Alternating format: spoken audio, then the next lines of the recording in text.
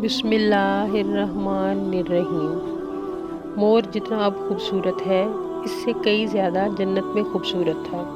مور کی خوبصورتی پہ سبھی پرندے فدا تھے، لیکن ان سب خوبیوں کے باوجود مور سے ایسی کون سی خطا ہو گئی تھی جس سے اللہ تبارک و تعالیٰ نے مور کو جنت سے نکال دیا۔ اللہ تبارک و تعالیٰ نے جب حضرت آدم علیہ السلام اور حضرت حوا علیہ السلام کو پیدا فرمایا، اس کے بعد ان کو جنت میں بھیج دیا۔ وہ دونوں جنت میں ہی پرسکون رہتے اور جنت کی نعمتوں سے لطف اندوز ہوتے، لیکن ایک اناج جس کو کھانے سے اللہ تعالیٰ نے انہیں منع فرمایا، اور وہ اناج گندم تھا۔ چونکہ شیطان حضرت آدم علیہ السلام کی وجہ سے جنت سے نکالا جا چکا تھا، اسی وجہ سے شیطان کی حضرت آدم علیہ السلام سے دشمنی ہو گئی تھی۔ شیطان یہ چاہتا تھا کہ وہ کسی بھی طرح حضرت آدم علیہ السلام کو جنت سے نکال دے اور ساتھ حضرت حوا کو بھی جنت سے نکلوایا جائے۔ جب شیطان کو یہ خبر ہوئی کہ حضرت آدم علیہ السلام کو تمام میوے کھانے کی اجازت ہے لیکن گندم کھانے کی اجازت نہیں ہے، تو شیطان انتقام کی آگ دل میں لیے جنت کے دروازے کے پاس بیٹھ گیا۔ وہ 300 سال تک وہاں بیٹھا رہا کہ کوئی جنت کے دروازے سے باہر آئے اور شیطان اس سے بات کر سکے۔ ایک دن اچانک سے مور جنت سے باہر آ گیا۔ شیطان اس کو دیکھتے ہی بہت خوش ہوا۔ شیطان نے پوچھا، اے خوبصورت پرندے، تم کون ہو؟ مور بولا، میں مور ہوں، اب تم اپنا تعارف کرواؤ۔ شیطان نے جواب دیا کہ میں عالم کروبیہ کا ایک فرشتہ ہوں، میں اللہ تعالیٰ کی عبادت سے ایک پل بھی غافل نہیں ہوں۔ میں چاہتا ہوں کہ میں جنت میں جاؤں اور وہاں کی نعمتوں کو اپنی آنکھوں سے دیکھوں۔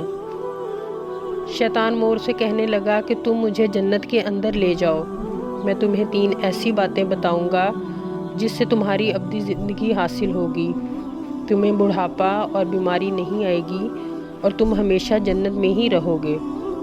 شیطان کی یہ باتیں سن کر لالچ میں آ کر مور نے کہا، مجھ میں تو اتنی طاقت نہیں کہ میں تمہیں جنت کے اندر لے جاؤں، لیکن ایک سانپ میرا دوست ہے، وہ شاید تمہاری مدد کر سکے۔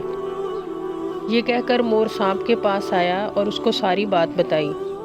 سانپ بھی شیطان کی باتوں میں آ گیا اور شیطان کو اپنے منہ میں چھپا کر جنت میں داخل ہو گیا۔ اس طرح شیطان اپنی چال میں کامیاب ہو گیا۔ جنت کے تمام نگہبانوں کو معلوم تھا کہ شیطان چال چل رہا ہے اور جنت میں داخل ہو چکا ہے۔ فرشتے شیطان کو جنت سے نکالنے لگے، تب ہی اللہ پاک کا حکم ہوا کہ اس کو ابھی جنت میں ہی رہنے دو۔ شاید یہ حضرت آدم علیہ السلام کا امتحان تھا۔ شیطان حضرت آدم علیہ السلام اور حضرت حوا علیہ السلام کے پاس گیا اور اپنی محبت کا اظہار کرنے لگا۔ ان دونوں نے شیطان کو نہ پہچانا۔ شیطان نے کہا، میں چاہتا ہوں کہ آپ دونوں ہمیشہ جنت میں اسی طرح زندگی گزاریں، ہمیشہ خوش رہیں۔ حضرت آدم علیہ السلام اس کی بات غور سے سننے لگے۔ شیطان نے کہا کہ اگر آپ میری بات مان جائیں تو آپ کو جنت کی اور بھی سہولتیں ملیں گی۔ حضرت آدم علیہ السلام نے شیطان کے بہکاوے میں آ کر پوچھا، یہ کس طرح ممکن ہے؟ شیطان کہنے لگا، ایک گندم کا دانہ اگر آپ دونوں چکھ لیں تو آپ کو ابدی حیات نصیب ہو جائے گی اور آپ ہمیشہ جنت میں ہی رہیں گے۔ یہ بات سن کر حضرت آدم علیہ السلام کے دل میں رجحان پیدا ہوا، لیکن ان کے دل میں اللہ کی نافرمانی کو خوف غالب آ گیا، جبکہ حضرت حوا علیہ السلام شیطان کی باتوں میں آ گئی اور حضرت آدم علیہ السلام کو راضی کر لیا۔ پھر اس کے بعد ان دونوں نے اس گندم کے دانے کو چکھ لیا۔ جیسے ہی دانہ اندر گیا، دونوں کے سطر واضح ہو گئے اور وہ اپنے سطر چھپانے لگے اور خوف خدا سے کانپ اٹھے۔ اللہ تعالیٰ نے فرشتوں کو حضرت آدم علیہ السلام اور حضرت حوا علیہ السلام کو زمین پر اتارنے کا حکم دے دیا۔ حضرت آدم علیہ السلام کو سری لنکا کے قریب، جبکہ حضرت حوا علیہ السلام کو جدہ کی سرزمین پر اتارا گیا۔ جن خوبصورت پیروں سے چل کر مور شیطان کو جنت کے اندر لے کر آیا تھا، وہی خوبصورت پاؤں اللہ تعالیٰ نے مور سے لے لیے۔ سانپ جو اپنے منہ میں شیطان کو چھپا کر لایا تھا، اس کے منہ کی خوبصورت خوشبو کو چھین کر اس میں زہر ڈال دیا گیا اور مور کے ساتھ ساتھ سانپ کو بھی جنت سے نکال دیا گیا۔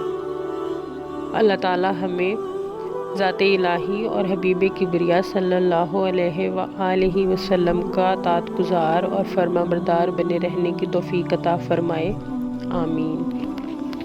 ویڈیو اینڈ تک دیکھنے کا شکریہ، جزاک اللہ۔